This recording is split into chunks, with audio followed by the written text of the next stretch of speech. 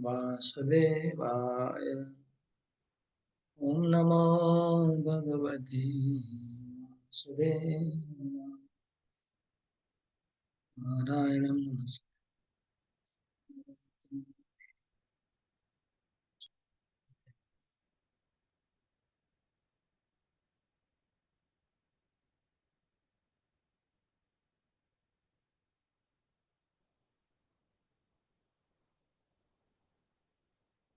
हरे कृष्ण। श्रीमद् भागवतम पहला स्कंद 5वां अध्याय नंबर 19 को हम लोग रिपीट कर रहे हैं। हाँ, रिकॉर्डिंग नहीं हो पाया, रिपीट किया जा रहा है। नवे जनो जातु कथं च नाव्रजन् मुकुन्द सेवन्नवदङ्ग संसृतिम्। स्मरन् मुकुन्दाङ्घ्रिपगोहनं पुनर्विहासेन शुक्रहो जना। नवे जनो जातु कथं च मुकुन्द सेव्यं अन्नवदङ्ग संसृतिम्। स्मरन् मुकुन्दान् पुनः विहातुमिच्छेन रशक्रो जनः। श्लोक में नारद मुनि व्यासदेव को बोल रहे हैं कि जिस भक्त ने एक बार मुकुंद भगवान जो मुक्तिदाता कृष्ण है उनके अंग्री अंग्री का मतलब होता है चरण, उनका चरण का स्वाद जिसने चख लिया है, जिसने भगवान के चरण के मधु का स्वाद चख लिया है, हनी का, वो चस्का जिसको लग गया एक बार, पुनः विहातुम न इच्छेत, वो कभी उसको छोड़ना नहीं चाहता है। चस्का एक बार लग गया वो कभी छोड़ना नहीं चाहता। अगर वो बाय चांस चला भी गया तो वो भूल नहीं पाएगा। वो जो रस मिला था, टेस्ट मिला था उसको, रसग्रह, रसग्रह शब्द यहाँ दिया हुआ, जो उसको रस मिला था चरणों का, भगवान के चरणों का शुद्ध भक्ति का जो रस उसको मिला, वो उसको याद आएगा बार बार और वापस वो जरूर आ जाएगा। वो व्यक्ति संसार चक्र में फंस नहीं। ये श्लोक का अर्थ ये नहीं कि भक्त का पतन नहीं होगा, पतन भी हो सकता है और दोबारा जन्म भी हो सकता है, बार बार भी जन्म हो सकता है, लेकिन बार बार जन्म होने के बाद भी वो वापस जरूर आएगा। ये बात बोल रहे हैं। संस्कृति में वो जन्म मृत्यु की श्रृंखला है ना, वो उसकी कट जाएगी, वो श्रृंखला में बद्ध नहीं होगा। ये अर्थ है। तो ये बहुत ही इम्पोर्टेंट। एक बार भगवान के तो इसका मतलब हमें अगर थोड़ा भी टेस्ट मिल गया, जैसे मैं कल बता रहा था कि कभी कभी ऐसा होता है कि हमारा मन एकदम शुद्ध भावना में चला जाता है। उस समय जो भक्ति करते जप करते उस समय जो एक अनुभव होता है, वो अनुभव बाद में हमको वापस हम लोग ट्राई करते हैं कि अच्छा, वैसा अनुभव फिर से कैसे मिले, वैसा अनुभव फिर से कैसे मिले, हम लोग ट्राई करते रहते हैं। वो जरा उस समय मेरा जैसा मन था ऐसा फिर से कैसे, तो उसका हम ट्राई। इसी प्रकार जो भक्त को शुद्ध भक्ति का रस मिल गया वो वापस जरूर आएगा। यहाँ पर ये पॉइंट था और उसके लिए प्रभुपाद जी ने कुछ उदाहरण दिए बारे में। हाँ,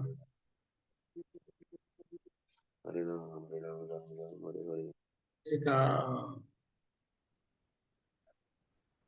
कौन म्यूट नहीं किया है, हरे नाम कर रहा है जब। गोपाल प्रभु जी। प्रभु सॉरी प्रभु। সবাইকে শোনাতে চাইছেন কি আপনার জব? না না প্রভু, খেয়াল করিনি, আমি বুঝিনি প্রভু। কথা শুনুন ভালো করে।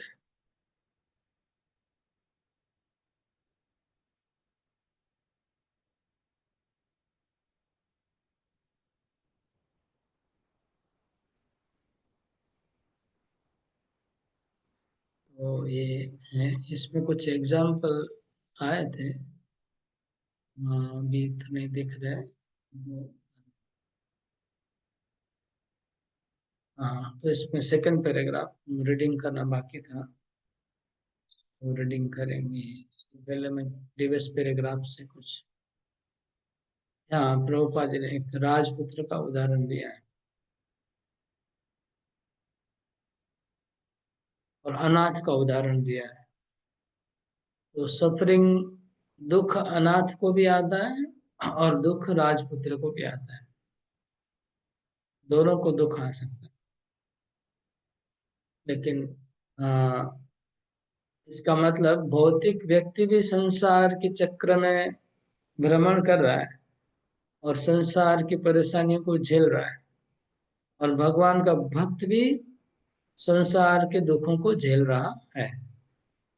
भगवान के भक्त के जीवन में भी संसार के प्रॉब्लम आ रहे हैं। दोनों को प्रॉब्लम है। ये एक बड़ा इम्पोर्टेंट बात है। प्रभुपाद जी यहाँ बोल रहे हैं कि ऐसा नहीं है कि भक्ति में आने के बाद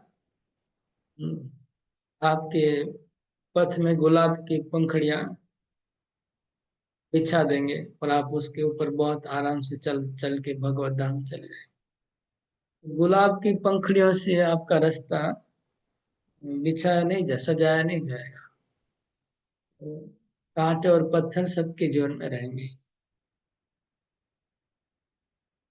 तो फिर डिफरेंस क्या है? डिफरेंस इतना ही है कि भगवान का नजर उस भक्त के ऊपर रहता है और अभक्त के ऊपर भगवान का नजर नहीं रहता है। इतना डिफरेंस है। तो अभी वो कोई छोटी बात है क्या? अगर भगवान का नजर किसी के ऊपर हो तो ये छोटी बात है क्या? वो कहीं भी जा रहा है लेकिन भगवान का नजर उसके ऊपर है, तो ये बहुत बड़ी बात है। ये इतना ही अंतर है। मतलब उसको कभी भी गिरने नहीं देंगे भगवान। मतलब गिरेगा तो, लेकिन उनको छोड़ के कभी जा नहीं सकता है। भगवान को छोड़ के उसका भक्त कभी जा नहीं पाएगा, क्योंकि भगवान का नजर है उसके ऊपर। भगवान उसको नजर रख रहे हैं, वॉचिंग कर रहे हैं। इसलिए कहीं पर भी जाएंगे उसको भगवान के पास वापस आना पड़ेगा। जैसे एक बच्चे के ऊपर माँ की नजर होती है तो बच्चा गिरता है, रोता है, फिर माँ उसको पकड़ लेती है, फिर चलने देती है, फिर गिरता है। लेकिन एकदम कुएं में गिरना नहीं देगी। कुएं में गिरने से बचा लेगी, आग में उसको गिरने नहीं देगी, लेकिन जमीन पे गिरता रहेगा। तो ऐसा ही भक्त, अगर भगवान, ये उनका बात वर्णन हो रहा है जो भक्ति छोड़ के चले जाते हैं, उनके लिए है।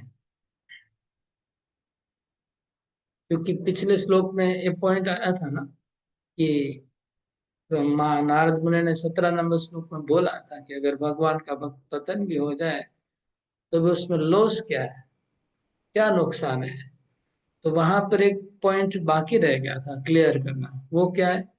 ये पॉइंट तो बोल दिया कि लॉस नहीं है, उसका भक्ति जमा हो गया, लेकिन उस भक्त का क्या हुआ जो पतन हो गया? उसका उत्तर इस 19 नंबर श्लोक में दे रहे हैं कि नहीं, वो भक्त जो गिर भी गया गया इमेच्योरली, वो भी कहीं दूर नहीं है, भगवान की नजर में है। ओके, क्योंकि उसने वो रस आस्वादन कर लिया है भक्ति का। ये सेकंड पैराग्राफ रीडिंग करिए। हाँ, कौन वर्जा को? बच्चा, श्रीमद् भगवद गीता में यह भी कहा गया है कि ऐसे पतित भक्तों को किसी अत्यंत विद्वान ब्राह्मण कुल में या संपन्न वैश्य परिवार में जन्म लेने का अवसर दिया जाता है। ऐसी दशा में भक्त उतना भाग्यशाली नहीं हो जाता जितना कि श्री भगवान द्वारा अनुशासित भक्त, जिससे एक प्रकार से असहाय अवस्था में रखा दिया जाता है। जो भक्त श्री भगवान की इच्छा से असहाय बन जाता है वो उन उत्तम कुलों में उत्पन्न भक्तों से अधिक भाग्यशाली होता है।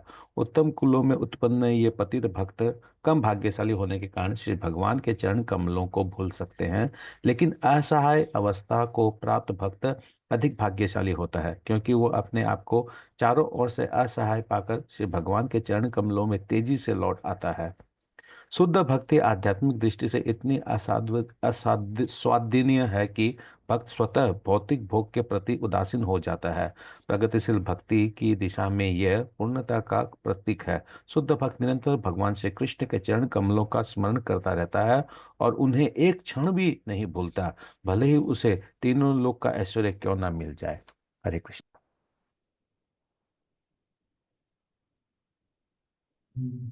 थोड़ा स्लो पढ़ना, स्लो पढ़ना चाहिए, स्पीड ज्यादा हो रहा है, मैं पकड़ नहीं पा रहा था।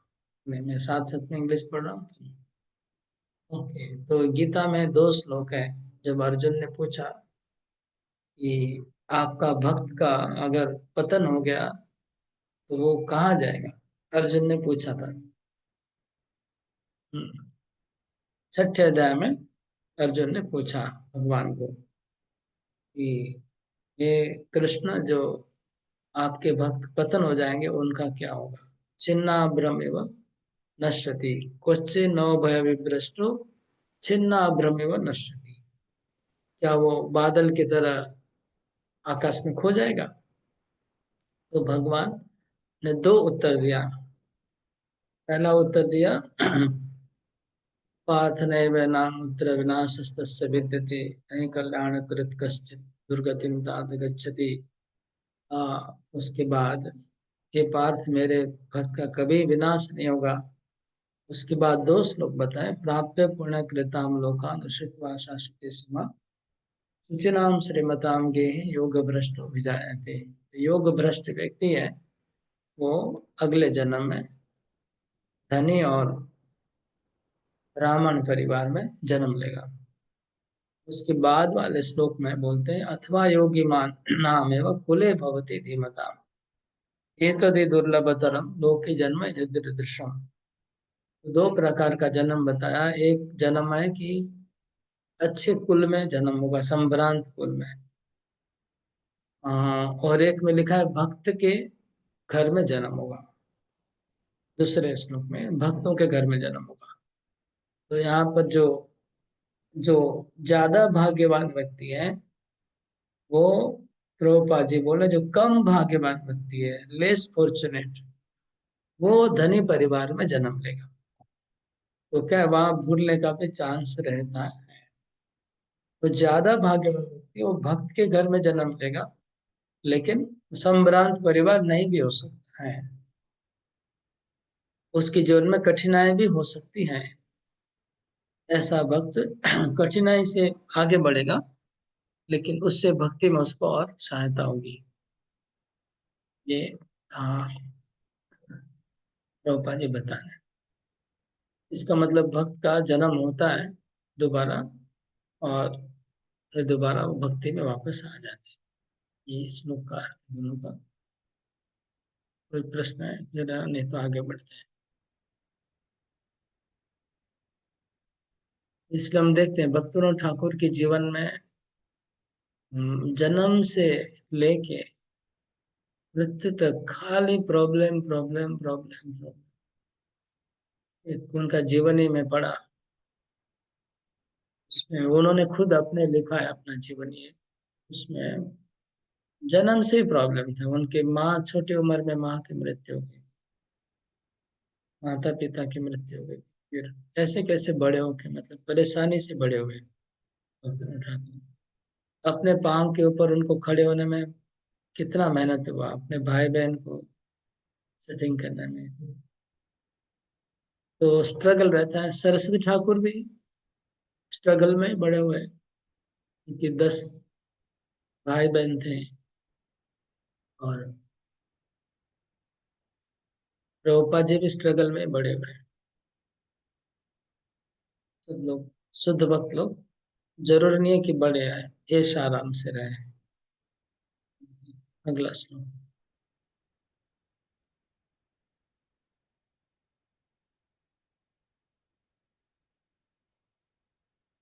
इदं हि विश्वं भगवानिवेतरो यतो जगत्स्थाननिरोधसम्भवा तद्धि स्वयं वेद भवांस्तथापि ते प्रादेशमात्रं भवतः प्रदर्शितम् इदं हि विश्वं भगवानिवेतरो यतो जगत्स्थाननिरोधसम्भवा तद्धि स्वयं वेद भवांस्तथापि ते प्रादेशमात्रं भवतः प्रदर्शितम्। अनुवाद मत अनुवाद पढ़े।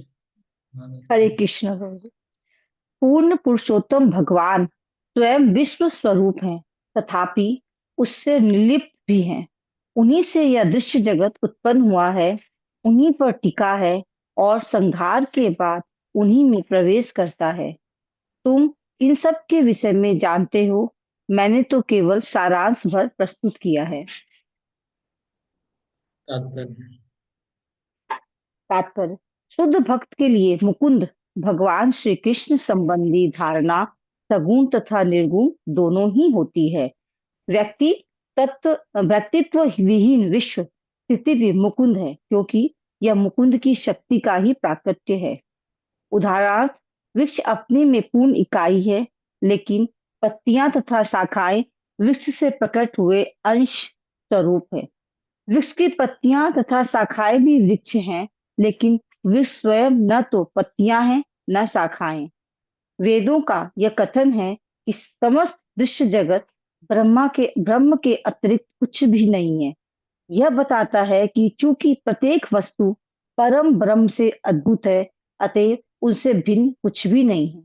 इसी प्रकार अंग के स्वरूप में हाथ तथा पांव शरीर कहलाते हैं, लेकिन पूर्ण इकाई के रूप में शरीर न तो हाथ है न पांव।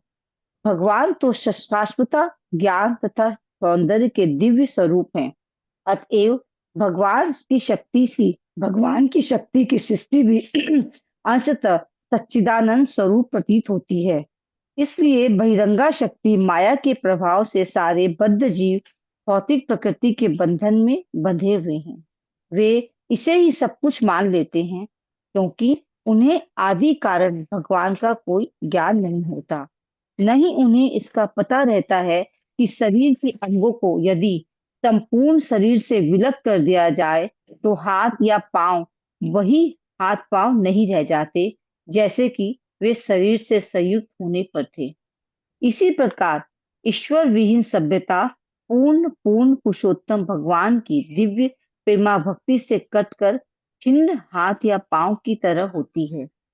ऐसे अंग हाथ तथा पांव भले ही लगे, लेकिन उनमें वह क्षमता नहीं रह जाती। भगवत भक्त श्रील व्यास देव इसे भली भांति जानते हैं। श्रील नारद उन्हें आगे इस विचार को पल्लवित करने की सलाह देते हैं, जिससे बंधन में फंसे हुए बद्ध जीव उनसे शिक्षा ग्रहण करके भगवान को आदि कारण के रूप में समझ सके। आगे पढ़ूं? आगे पढ़ूं प्रभु? हाँ आगे पढ़े। वैदिक मत के अनुसार भगवान स्वभावतः पूर्ण शक्तिमान है और इस प्रकार उनकी सर्वोपरि शक्तियां सदैव पूर्ण तथा उनसे अभिन्न होती हैं। आध्यात्मिक तथा भौतिक आकाश एवं इन दोनों की सामग्रियां भगवान की अंतरंगा तथा बहिरंगा शक्तियों का प्राकट्य है। बहिरंगा शक्ति अपेक्षाकृत निकृष्ट है और अंतरंगा शक्ति श्रेष्ठ है। श्रेष्ठ शक्ति परा जीवनी शक्ति है, अतएव यह पूर्ण रूप से अभिन्न है, लेकिन बहिरंगा शक्ति निष्क्रिय होने के कारण अंशतः अभिन्न है। किंतु ये दोनों ही शक्तियां न तो समस्त शक्तियों के जनक भगवान के समान है, न उनसे बढ़कर है। ऐसी शक्तियां सदैव उनके अधीन होती हैं। जिस प्रकार की विद्युत शक्ति चाहे वह कितनी ही तेजोमय क्यों न हो, सदैव इंजीनियर के नियंत्रण में रहती है। मनुष्य तथा अन्य सभी प्राणी उन्हीं भगवान की अंतरंगा शक्तियों से उत्पन्न है। इस प्रकार जीव भी भगवान से अभिन्न है, किंतु वह कभी भी न तो भगवान के तुल्य है और न उनसे श्रेष्ठ। भगवान तथा सारे जीव वैसे व्यक्ति हैं। भौतिक शक्तियों के द्वारा जीव भी कुछ न कुछ सृजन करते रहते हैं, किंतु उनकी कोई भी सृष्टि न तो भगवान की सृष्टियों के समान होती है, न उनसे बढ़कर। मनुष्य एक छोटा सा खिलौना जैसा स्पुतनिक बनाकर बाहरी आकाश में प्रक्षेपित कर सकता है, किंतु इसका अर्थ यह नहीं होता कि वह पृथ्वी या चंद्रमा जैसा ग्रह बनाकर भगवान की भांति उसे वायु में तरा सकता है। अल्पज्ञ लोग अपने को भगवान के समान मानते बताते हैं, लेकिन वे कभी भी भगवान के तुल्य नहीं हो सकते हैं, तो और न कभी होंगे। मनुष्य पूर्ण सिद्धि प्राप्त करने के बाद भगवान के गुणों का एक बहुत बड़ा प्रतिशत 78% प्राप्त कर सकता है, तो भी भगवान से आगे बढ़ पाना या उनके तुल्य हो पाना असंभव है। केवल ऋण दशा में ही मूर्ख व्यक्ति भगवान से एक होने का दावा करता है और इस तरह वह माया द्वारा भ्रमित होता रहता है। अतएव भ्रमित जीव को भगवान की कृष्णता स्वीकार करनी चाहिए और उनकी प्रेम में सेवा करने के लिए तैयार रहना चाहिए। जीवों की उत्पत्ति ही इसलिए हुई है, इसके बिना विश्व में किसी प्रकार की शांति या सौहार्द नहीं आ सकता। श्रील नारद श्रील व्यासदेव को भागवत के इस विचार को विस्तार देने का उपदेश देते हैं। भगवत गीता में भी इसी विचार की व्याख्या की गई है कि भगवान के चरण कमलों में पूर्ण रूप से समर्पित हो जाओ।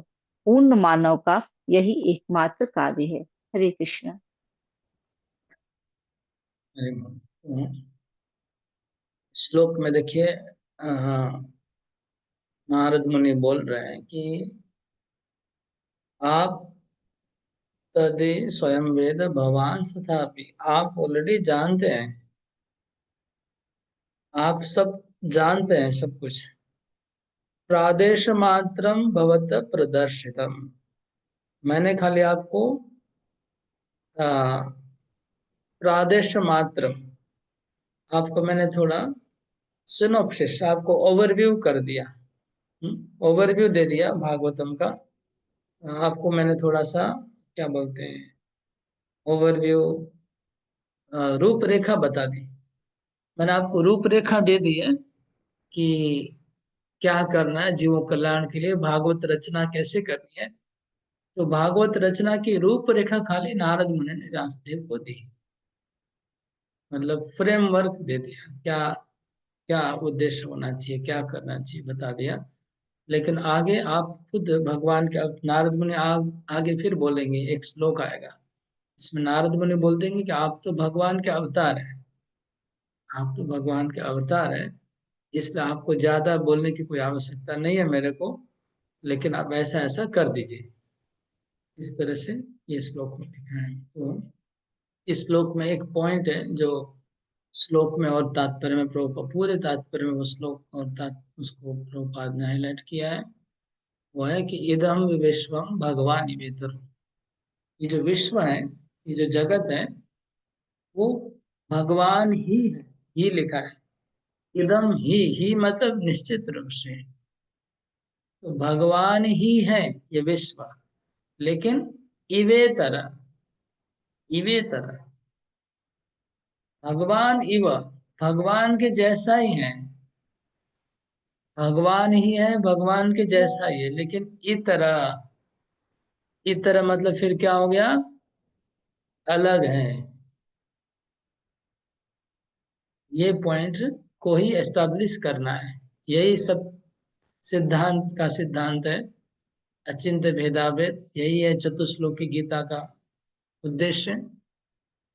बच्चा वाला चिल्लाएगा, चला जाने दो, बोल देना नहीं मिल रहा है। आवाज क्यों मैं कर रहे अब हैं, तो म्यूट भी नहीं करते हैं।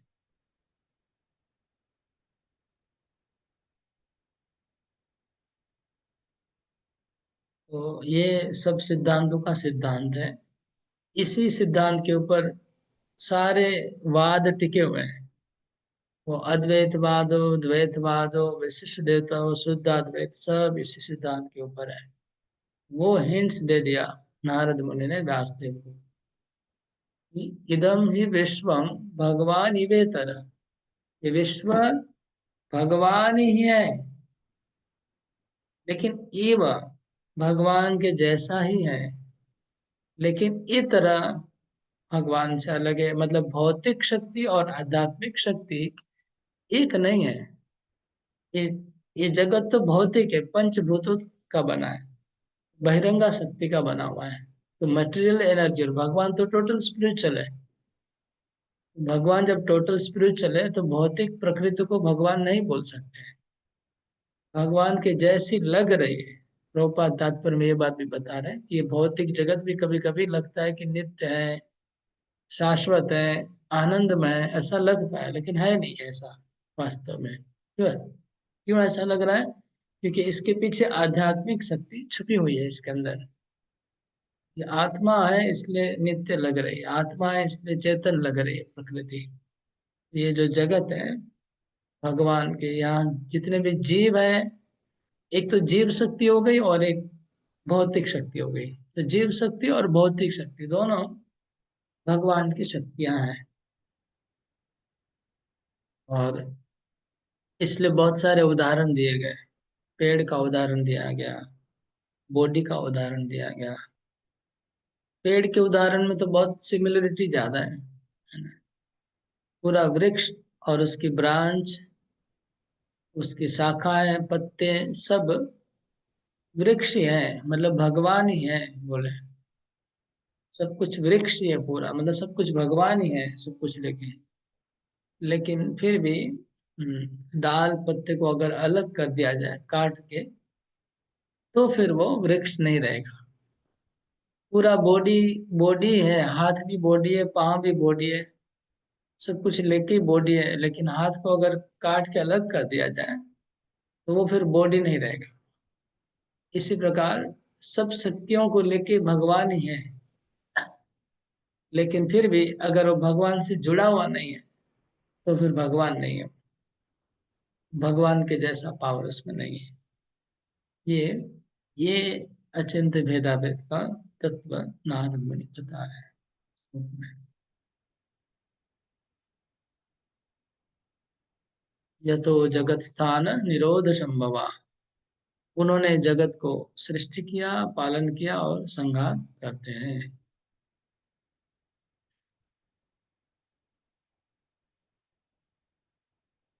इसमें कोई प्रश्न होगा तो पूछ सकते हैं।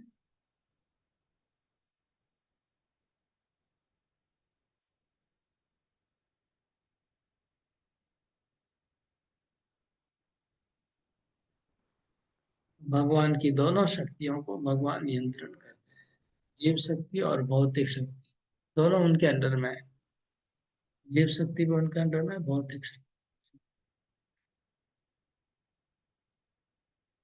ओके, फिर अगला श्लोक में जाएंगे। यहाँ नारद मुनि ने उनको हिंट्स दे दिया कि आपको भागवत की रचना करनी है और इस प्रकार से रचना करनी हरे कृष्ण प्रभु जी। है। प्रभु जी, बहिरंगा शक्ति को निष्क्रिय क्यों बोल रहे हैं? बहिरंगा शक्ति निष्क्रिय है ना। जैसे ये लैपटॉप है, ये टेबल है, ये क्या सक्रिय है? टेबल सक्रिय नहीं है ना। टेबल क्या सक्रिय है? बहिरंगा शक्ति मतलब भौतिक पदार्थ, पृथ्वी जल अग्नि वायु आकाश। पृथ्वी जल वायु अग्नि आकाश, ये जो पांच भौतिक पदार्थ है, ये क्या सक्रिय है कि निष्क्रिय है? आपको क्या लग रहा है, सक्रिय है? ये शरीर क्या सक्रिय है हमारा? शरीर तो बहिरंगा शक्ति से बना हुआ है। क्या ये सक्रिय है कि निष्क्रिय है? जब तक आत्मा रहती है ये सक्रिय रहता है, आत्मा जैसे निकल जाती है निष्क्रिय हो जाता है। इसका मतलब आत्मा तो जीव शक्ति है और भौतिक शक्ति निष्क्रिय है। भौतिक शक्ति में जीवात्मा प्रवेश करता है तो सक्रिय लगती है। इसी प्रकार पृथ्वी वायु, वायु हिलता क्यों है?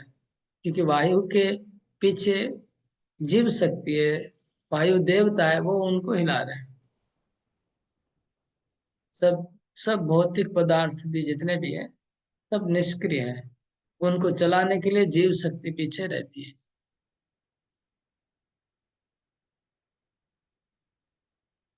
इसलिए भौतिक जगत को भगवान मानना तो बहुत ही डिफिकल्ट है। और क्योंकि वो तो पूरा निष्क्रिय है। लेकिन आत्मा शक्ति को भी भगवान नहीं मानना चाहिए, जीव शक्ति को भी भगवान नहीं मानना चाहिए, वो भी भगवान के अंश है। और ये तो है ही है अंश, भौतिक पदार्थ। ये बात बोल रहे थे आप।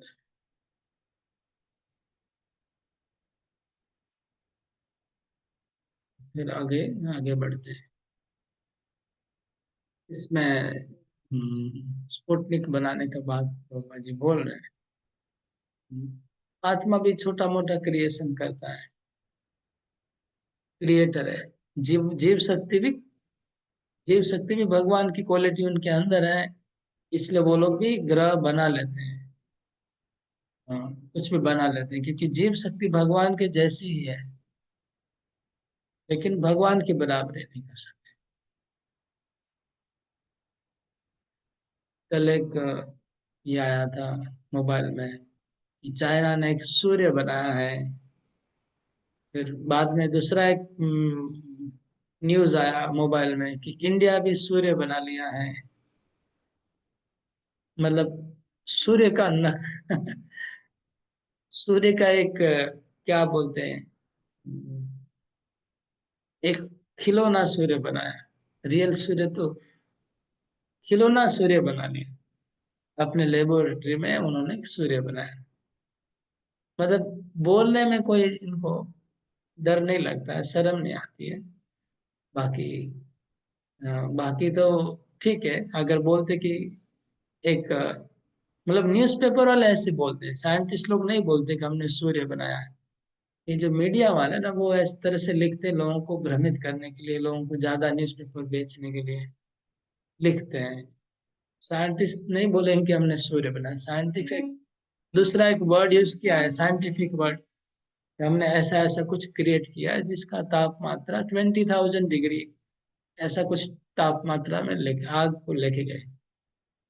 मतलब मैक्सिमम हम लोग 100 डिग्री का अनुभव होता है ना पृथ्वी पे।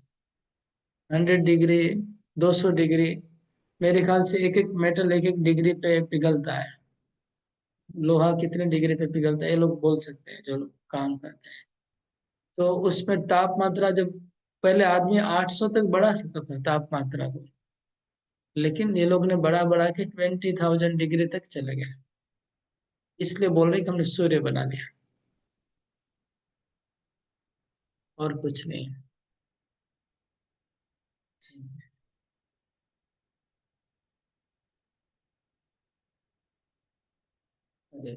लास्ट को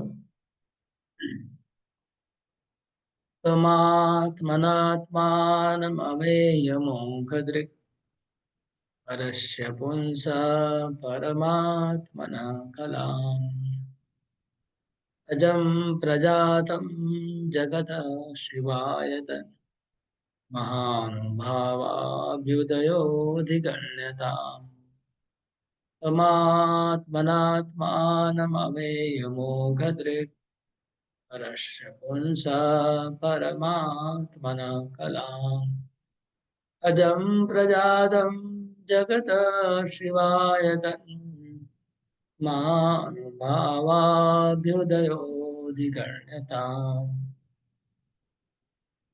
अनुवाद तो मोहन रोजराज को अनुवाद पढ़िए, स्टोर पढ़ना है। हरे कृष्णा। आप में पूर्ण दृष्टि है। आप पूर्ण पुरुषोत्तम भगवान को जान सकते हो क्योंकि आप श्री भगवान के अंश के रूप में विद्यमान हो। यद्यपि आप अजन्मा हो लेकिन समस्त मनुष्यों के कल्याण हेतु इस पृथ्वी पर प्रकट हुए हो। अतः परम भगवान श्री कृष्ण की लीलाओं का अधिक विस्तार से वर्णन करो। तात्पर्य। श्रील व्यासदेव भगवान श्री कृष्ण के 27वें अवतार है। वे भौतिक जगत के पतित जीवों के उद्धार हेतु अपनी अहेतु की कृपावश अवतरित हुए हैं। पतित तथा विस्मित जीव श्री भगवान की दिव्य प्रेममयी सेवा से विमुख रहते हैं। सारे जीव श्री भगवान के अंश हैं और उनके सनातन सेवक है। एतब संपूर्ण वैदिक साहित्य इनकी पतित जीवों के लाभ हेतु क्रमबद्ध किया गया है। पतित जीवों का ये कर्तव्य है कि ऐसे साहित्य का लाभ उठाए और भाव बंधन से अपने आप को मुक्त करे। यद्यपि श्री नारद मुनि श्रील व्यासदेव के औपचारिक गुरु हैं, लेकिन श्रील व्यासदेव गुरु पर बिल्कुल भी निर्भर नहीं है, क्योंकि वे मूल रूप से अन्य सबके गुरु हैं। चूंकि वे आचार्यों का कार्य कर रहे हैं, अतः उन्होंने अपने आचरण से हमें सिखाया है कि गुरु की शरण लेना अनिवार्य है, भले ही वो साक्षात ईश्वर ही क्यों न हो। भगवान श्री कृष्ण, भगवान श्री राम तथा भगवान श्री चैतन्य महाप्रभु सभी ने परमेश्वर के अवतार होते हुए भी औपचारिक गुरु स्वीकार किए। यद्यपि अपने दिव्य स्वभाव के कारण वे समस्त ज्ञान के भंडार थे। सामान्य जनता को भगवान श्री कृष्ण के चरण कमलों में उन्मुख करते हुए वे स्वयं श्री व्यासदेव के अवतार के रूप में श्री भगवान की दिव्य लीलाओं का उद्घाटन कर रहे हैं। हरे कृष्णा। तो यहाँ पर नारद मुनि बोल रहे हैं कि ये व्यासदेव, आप तो स्वयं भगवान के अवतार हो। क्या लिखा है? परस्य पुंस परमात्मन कलाम। आप कला अवतार है। किसकी कला अवतार? परमात्मा की। परस्य पुंस, जो परमेश्वर भगवान है, उनके आप कला अवतार है।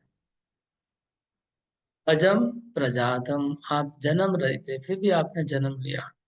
क्यों? जगत शिवाय, जगत के कल्याण के लिए आपका जन्म हुआ है। आप जगत के कल्याण के लिए आपने जन्म लिया है। आप भगवान के अवतार हैं। इसलिए उस महानुभाव का अभ्युदय, अभ्युदय मतलब उनकी लीलाओं का अधिगण्य दाम, उसका वर्णन करिए। महानुभाव परमेश्वर भगवान का लीलाओं का वर्णन करिए। और प्रभुपाद जी बोल रहे हैं कि व्यासदेव सबके गुरुदेव है। उनको गुरुदेव की जरूरत नहीं थी, स्वयं सब ज्ञान उनके अंदर है।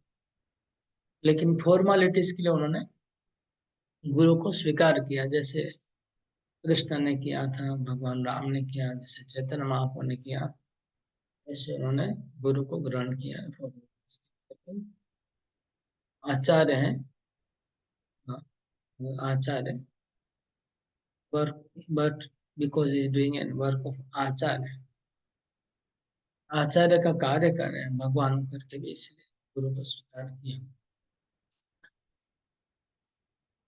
नेक्स्ट श्लोक। पिछले श्लोक में हमने प्रश्न नहीं किया, एक्चुअली वो पेड़ का एग्जाम्पल तो आता ही रहता है सब जगह, ये मैं छोड़ दिया। हाँ, 22 नंबर श्लोक। इदं हि पुंसस्तपसा श्रुतस्य वा स्पृष्टस्य सुप्तस्य च बुद्धिदत्तयो अविच्युतोऽर्थ कविभिर्निरूपितो यदुत्तमा श्लोकगुणानुवर्णनम्।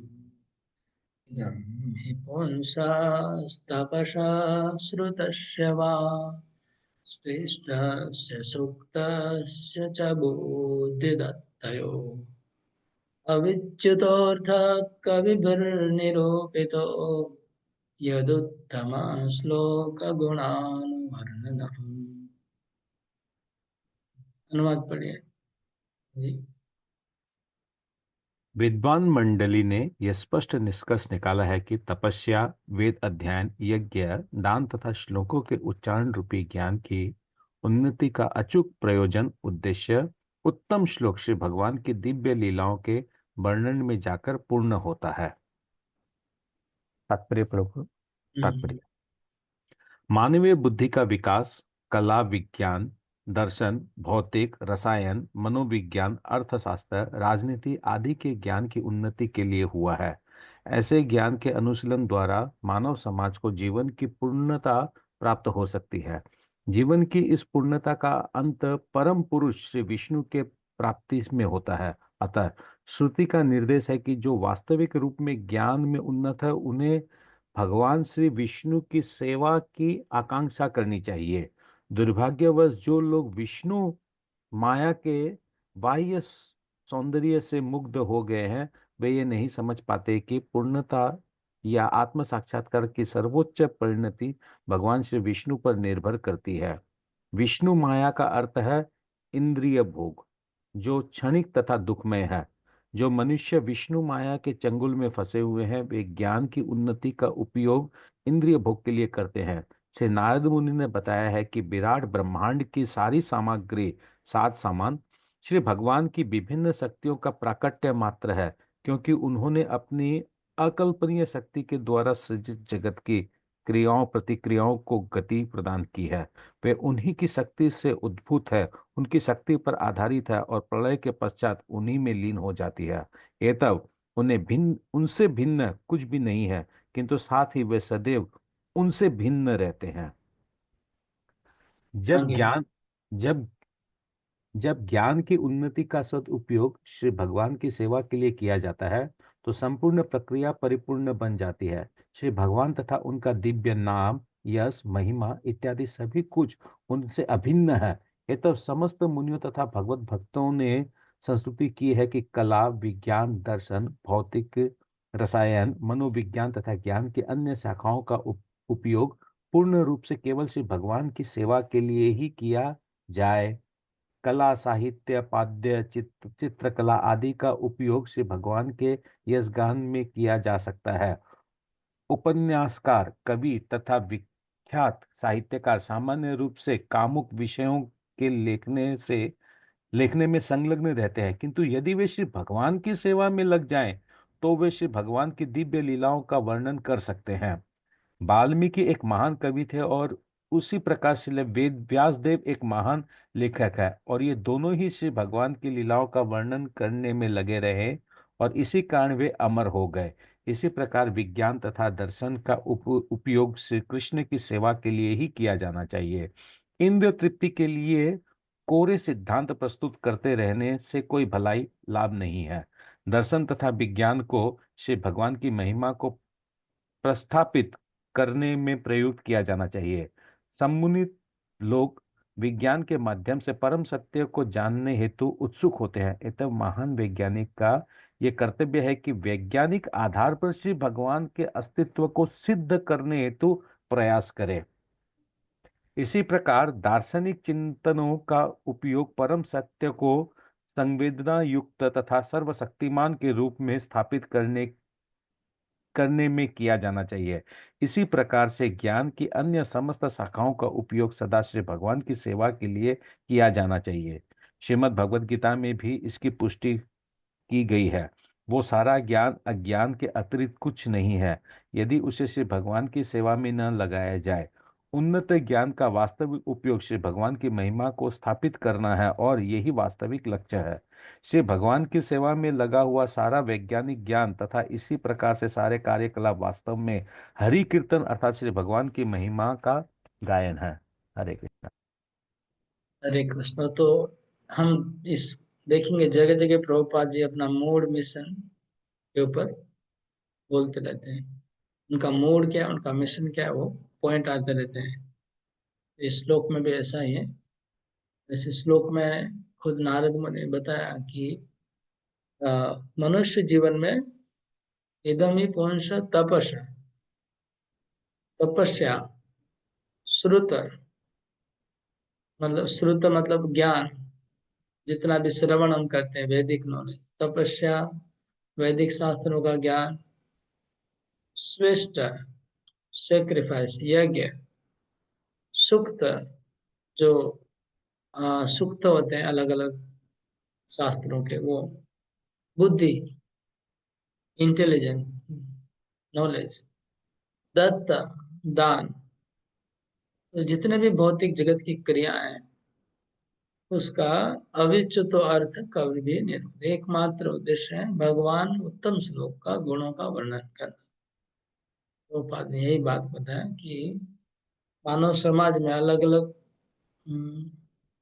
बुद्धि का human intellect is develop for advancement of learning. जो मनुष्य की बुद्धि है वो art, science, philosophy, physics, chemistry, psychology, economics, politics, इतने सब्जेक्ट प्रभुपाद ने बताया। आर्ट, साइंस, विज्ञान, दर्शन, फिलोसफी, फिजिक्स, भौतिक नियम और केमिस्ट्री, साइकोलॉजी, मनोविज्ञान, इकोनॉमिक और सामाजिक विज्ञान, अर्थ विज्ञान, राजनीति का विज्ञान, जितने भी विज्ञान है उसमें मन का बुद्धि लगाते हैं। तो इनका सबका उद्देश्य है भगवान का प्रशंसा करना। तो जो भी मनुष्य का जिस लाइन में बुद्धि आगे बढ़ गया, उस लाइन से उसको भगवान का प्रशंसा करेगा तो वो सफल बन जाएगा। ऐसे कई बार स्कूल में लोग आते हैं ना कि हम इस लाइन में एक्सपर्ट हैं, हम इस लाइन से स्कूल में कुछ हेल्प करना चाहते हैं। तो अगर कोई व्यक्ति समझ लीजिए बहुत बड़ा साइंटिस्ट है या कोई इंजीनियर है, तो अपनी बुद्धि को वो जब इस्कॉन से जुड़ता है तो वो फेमस बन सकता है और तब उसकी महिमा गान होती है। नहीं तो उसकी बुद्धि का कोई भाव नहीं पूछते, कोई पूछने वाला नहीं होता है। अगर अगर कोई भी टैलेंट है तो भगवान की सेवा में लगाएंगे तो वैल्यूएबल हो जाएंगे लोग, फिर आपका भाव पूछेंगे, उनका भाव पूछेंगे। अगर भगवान की सेवा में लगाया जाए तो उस टैलेंट को, नहीं तो वो टैलेंट का कोई वैल्यू नहीं रहता है। यही श्लोक में तात्पर्य है। क्योंकि पहले जो प्रश्न था कि सवै पुंसाम परो धर्म, मनुष्य को क्या करना चाहिए, तो मनुष्य को अपनी जो भी टैलेंट्स हैं उसको भगवान के गुणगान में लगाना चाहिए।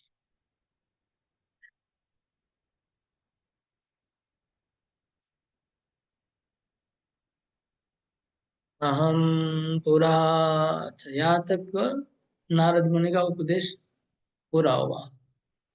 हाँ, नारद मुनि ने जो व्यासदेव को उपदेश दिया यहाँ खत्म हुआ 22 नंबर श्लोक में। कितना नंबर श्लोक से शुरू हुआ था? शायद 9 नंबर से शुरू हुआ। तो यहाँ समाप्त हुआ, मैं देख रहा हूँ। 8 नंबर से शुरू हुआ है। तो ये 8 से लेके 22 ये नारद मुनि का व्यास देव को शिक्षा दिया गया। इसमें सब कुछ है, मतलब रूपरेखा है भागवतम की कि व्यास देव को क्या करना है, क्या नहीं करना है, कैसे करना है, सब रूपरेखा दे दी। इसमें हमको इसका ओवरव्यू करना चाहिए, इसका नारद मुनि की शिक्षा का ओवरव्यू। उसमें क्या हाइलाइटेड पॉइंट है, भागवतम रचना में क्या क्या चीजों को ख्याल रखना है, एक ओवरव्यू करना चाहिए। इसका एक ओपन बुक क्वेश्चन हो सकता है, ओपन बुक क्वेश्चन हो सकता है कि अ, नारद मुनि की शिक्षा का ओवरव्यू लिखिए। कितना बड़ा होगा आंसर? मे बी 2000 वर्ड का होगा लगभग, अंदाज से, मतलब 4 पेज, 4 पेज के लगभग, 3 से 4 पन्नों में शिक्षाओं का ओवरव्यू। तो ये अच्छा एक ओपन बुक क्वेश्चन है। इसके पहले मैंने नहीं दिया ओपन बुक, और पीछे से भी कुछ दे दूंगा, लेकिन ये आज के लिए दे दिया।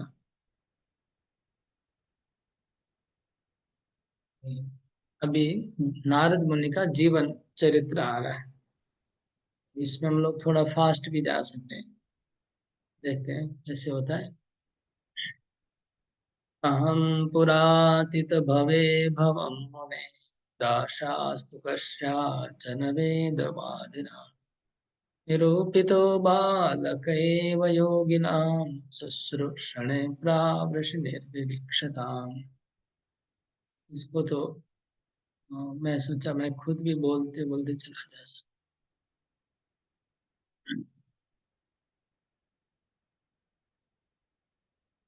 मैं एक बार श्लोक को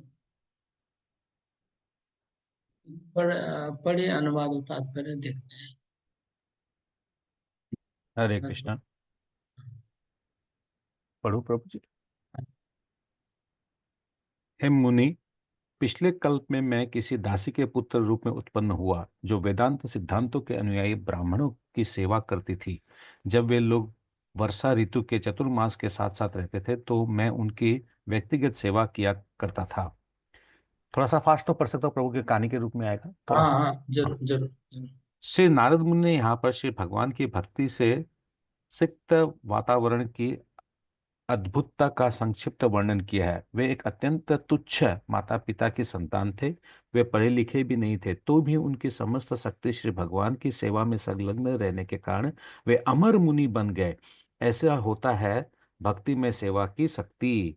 सारे जीव श्री भगवान की तटस्थ शक्ति है, ये तब उनकी सार्थकता श्री भगवान की दिव्य प्रेमा भक्ति करने में है। जब ऐसा नहीं हो पाता तो मनुष्य की वो स्थिति माया कहलाती है। ये तब ज्यों ही मनुष्य अपनी पूरी शक्ति को इंद्रिय भोग में लगाने के बजाय श्री भगवान की सेवा में लगाता है तो माया का भ्रम तुरंत दूर हो जाता है। श्री नारद मुनि ने पूर्व जन्म में निजी उदाहरण से यह स्पष्ट है कि श्री भगवान की सेवा उनके प्रामाणिक सेवकों की सेवा से ही प्रारंभ होती है। श्री भगवान कहते हैं कि मेरे दासों की सेवा मेरी निजी सेवा से बढ़कर है। भगव भक्त की सेवा श्री भगवान की सेवा से अधिक मूल्यवान है। एतब मनुष्य को चाहिए कि श्री भगवान की सेवा में निरंतर रत रहने वाले श्री भगवान के किसी प्रामाणिक सेवक को चुने, उसे अपना गुरु बनाए और उसे गुरु की सेवा में अपने को लगाए। ऐसे गुरु एक पारदर्शी माध्यम है जिससे उन श्री भगवान का दर्शन किया जा सकता है, जो भौतिक इंद्रियों के बोझ से परे हैं। प्रामाणिक गुरु की सेवा के अनुपात से ही श्री भगवान उसे अपनी अनुभूति कराते हैं।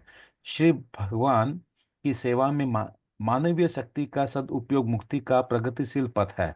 प्रामाणिक गुरु के मार्गदर्शन में श्री भगवान की सेवा करने पर संपूर्ण विराट सृष्टि तुरंत श्री भगवान के अभिन्न बन जाती है। सक्षम गुरु को वह कला ज्ञात रहती है जिससे प्रत्येक वस्तु का उपयोग श्री भगवान के यशगान के लिए किया जा सकता है। अतः उनके मार्गदर्शन से श्री भगवान के सेवक की दिव्य कृपा से संपूर्ण जगत को वैकुंठ धाम में परिणित किया जा सकता है। हरिपोल। तो ये इस श्लोक में नारद मुनि ने संक्षेप में पूरा जीवन बता दिया। मैं पिछले जन्म में दासी पुत्र था और कुछ भक्ति वेदांत वेदवादी वेदांत वेदांत के कुछ ऋषियों का सेवा कर रही थी मेरी माँ, और मैं भी चतुर्मास में उनकी सेवा की। ऐसे संक्षेप में बता दिया और डिटेल में आ जाएगा, और विस्तार पूर्वक आगे फिर बोलेंगे नारद मुनि। और यहाँ पर तात्पर्य प्रभुपाद जी बोले कि गुरुदेव जानते हैं कि शिष्य को कैसे, यहाँ पर भक्तों के संग का महिमा है। मतलब नारद मुनि की कथा क्यों आई बीच में, नारद मुनि अपना कथा क्यों बोल रहे हैं, तो ये सवाल आ सकता है। इसका उत्तर बता रहे हैं आचार्य लोग कि वो जो भागवत में पहले लिखा था कि भक्ति प्रारंभ होती है भक्तों के संग से, है? भक्तों का संग करने से धीरे धीरे उनकी कथा सुनेंगे, कथा सुनने में रुचि आएगी, फिर धीरे धीरे निष्ठा आएगी। वो जो बात बताई गई थी उसका एग्जाम्पल नारद मुनि दे रहे हैं कि कैसे मैं भक्तों के संग में आया और भक्तों के संग से ही मेरे को भक्ति रुचि प्रेम तक में पहुंच गया। अपने जीवन से बता रहे हैं। तो भक्ति के स्तरों का वर्णन किया गया पिछले अध्याय में। हम लोग वर्णन किए थे एक जगह, आप लोग को याद होगा। वो जो वर्णन किया गया उसका यहाँ पर उसका ही केस स्टडी है, उसका एक जीवन चरित्र बता, केस स्टडी कैसे भक्ति भक्त संग से प्रेम तक कैसे भक्त पहुंचता है, उसका स्टेप बाय स्टेप वर्णन है इस लीला में।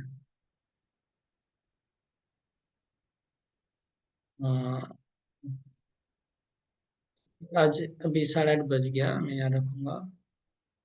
आगे का लीला मैं सोच रहा हूँ मैं एक बार से पढ़ लूंगा, पढ़ के फिर संक्षेप में बोलता जाऊंगा। प्रभु जी अटेंडेंस